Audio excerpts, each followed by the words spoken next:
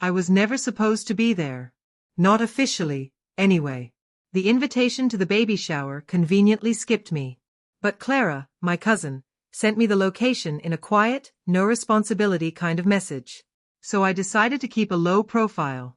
I brought a gift I'd picked out weeks earlier, a sterling silver baby rattle with the initials LJ etched into it, wrapped in rich navy tissue, carefully boxed at a boutique tucked away off Madison Avenue.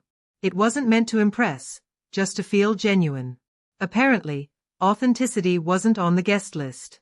Right in the middle of a toast, just after the balloon arch sagged for the second time, my mother stood up and tapped her fork against a glass. She gave that practiced, polished smile she saves for occasions when she's about to serve betrayal like it's part of the celebration. "Family is our legacy," she announced. "In our family, that phrase is a signal. Someone's about to get thrown under the bus, for the greater good." Then she raised a white and gold frame, adorned with over-the-top floral edges like something stolen from a fantasy museum. Inside the frame was a property deed. "A gift," she said, "from all of us, to the growing family. No mortgage. Just love." Applause. Happy tears. Darren, my brother, looked like someone handed him a planet. Megan, his fiancée, was sobbing into her hands. My aunt gasped like it was a surprise proposal. I walked up, took the frame from my mother's hands, and read it. My name was still on the deed. It was legally mine, but no longer mine. My stepfather leaned in close, reeking of expensive aftershave and unearned confidence. "You've got 21 days to move out." I met his eyes. "I only need one." And I walked away. No drama. No shouting. Just a calm exit. That night, I couldn't sleep. My brain wouldn't quit racing. So I got up and started a list. By 5 a.m., I had the property manager on the phone. By 6:45, a locksmith had replaced every lock. By 9 a.m., a removal crew had cleared out everything they'd added to the space. Gone was the laminate flooring they were so proud of. The thrift store crib? Dismantled. The DIY shelves? Taken apart, piece by piece. I didn't touch a single thing that belonged to me, just removed all of theirs. At 7:12 p.m., Darren texted me, "Is this a joke?" I responded, "Check tomorrow's mail." I'd bought that condo back in the spring of 2019. Modest. 2 bedrooms, 1.5 baths. East-facing windows. A little balcony just big enough for 2 chairs and a basil plant. It wasn't meant to be grand. It was meant to be mine. That was the point. A few days later, Darren asked if they could crash at my place, just until they got on their feet. They arrived with yoga mats, 2 duffel bags, and a cat named Pico. I said okay. Just for a few weeks. They stayed 17 months. I never asked for rent. They never offered. Occasionally, Megan would buy oat milk and dairy-free cheese like that somehow covered it. But I let it slide. Because they were family. I thought they'd do the same for me. They wouldn't. At first, Darren installed new floors, called it an investment. I hadn't asked for any renovations. He said it was an upgrade for both of us. Then came the shelves. IKEA projects. Megan filmed the process for TikTok. Captioned it, "Turning our place into a home." I was behind the camera. Then the lines blurred. Suddenly, it didn't feel like my space anymore.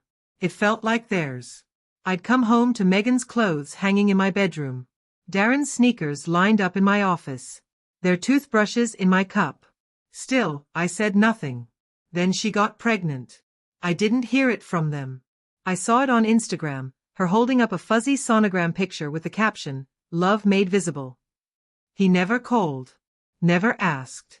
Just posted it like they owned the place. Maybe in their minds, they did. I sent a short congratulations.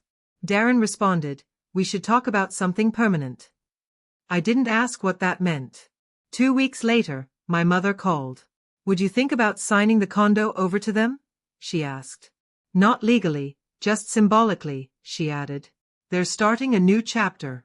You're already settled." I told her no. She replied, "That's incredibly selfish of you."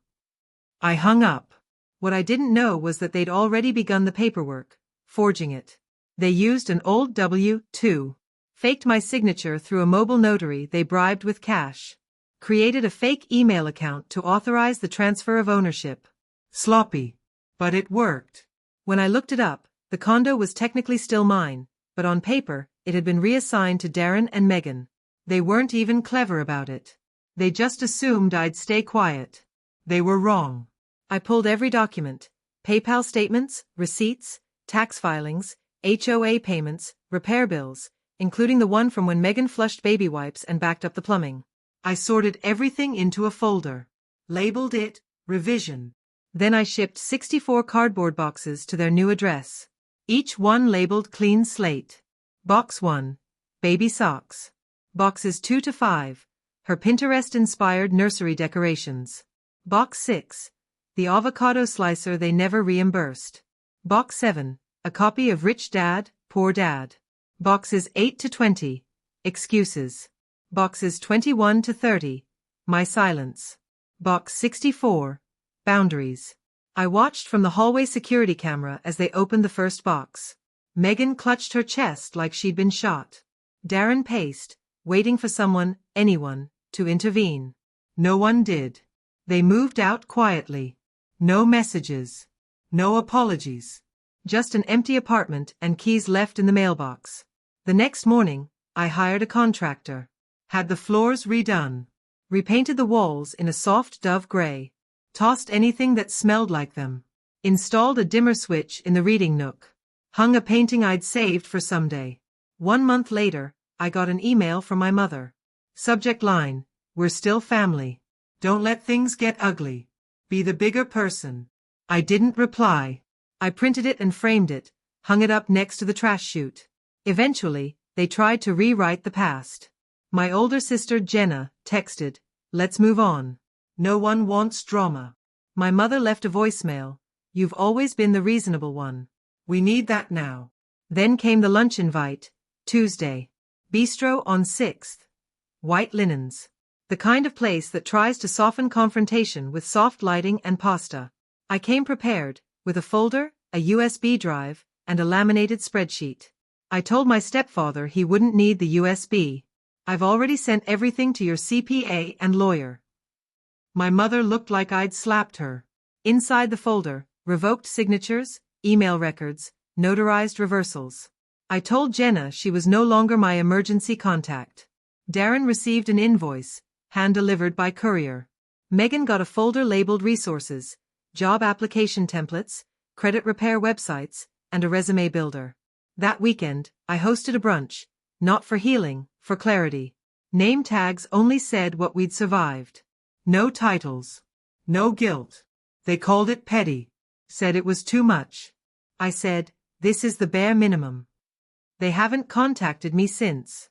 No calls. No birthdays. No guilt-drenched texts. The condo is still mine. But more importantly, the space is mine. Peaceful. Clean. Whole. No shared leases. No borrowed furniture. No forced generosity. Just the hum of the refrigerator. Morning light warming the window seat. The quiet reassurance of a life I reclaimed, inch by inch. You wanted a life without me? Here it is. Take a good look.